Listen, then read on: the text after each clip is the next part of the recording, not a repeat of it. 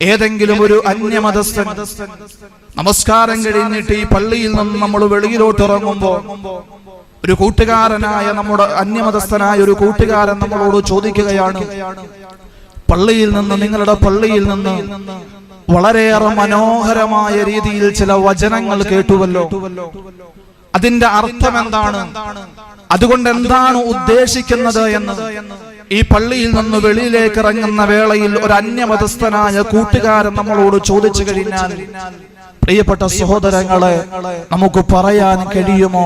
വളരെയേറെ ഗൗരവത്തോടു കൂടി നമ്മൾ ചിന്തിക്കണം. വിശുദ്ധമായ ഖുർആനെ പരിഗണിക്കുക എന്ന് പറഞ്ഞാൽ പാരായണം കൊണ്ട് മാത്രമല്ല.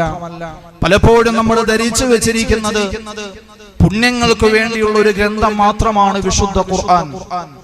ഒരു ദിവസത്തിലെ കാര്യങ്ങളെല്ലാം നന്നാവാൻ വേണ്ടി രാവിലെ ഒരു സൂറത്തു യാസീൻ, വീട്ടിൽ ദാരിദ്ര്യം വരാതിരിക്കാൻ വേണ്ടി മഗ്‌രിബ് കഴിയുമ്പോൾ ഒരു സൂറത്തുൽ വാഖിഅ, ഇങ്ങനെ പുണ്യങ്ങൾക്ക് വേണ്ടി സ്വന്തം ഭൗതികമായ ആവശ്യങ്ങൾ പൂർത്തീകരിക്കപ്പെടാൻ വേണ്ടി മാത്രമുള്ള ഒരു മാധ്യമമായി, ഒരു പാരായണ ഗ്രന്ഥമായി വിശുദ്ധമായ ഖുർആനിനെ പലപ്പോഴും നമ്മൾ മനസ്സിലാക്കിയിരിക്കുകയാണ്.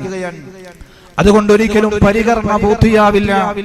അല്ലാഹു സുബ്ഹാനഹു വ തആല പറയുകയാണ്, ഈ വിശുദ്ധമായ വചനങ്ങളെ നാം അവതരിപ്പിച്ചത്, ഈ വിശുദ്ധമായ ഖുർആനെ നാം അവതരിപ്പിച്ചത് ലിയദ്ദബ്ബറു ആയാതിഹി, ആ വചനങ്ങളുടെ ആശയങ്ങളെ കുറിച്ച് പഠിക്കുവാനും അത് ജീവിതത്തിൽ പകർത്തുവാനും അത് മറ്റുള്ളവരിലേക്ക് എത്തിക്കാനുമാണ് എന്ന് അല്ലാഹുവിന്റെ പരിശുദ്ധമായ ഖുർആൻ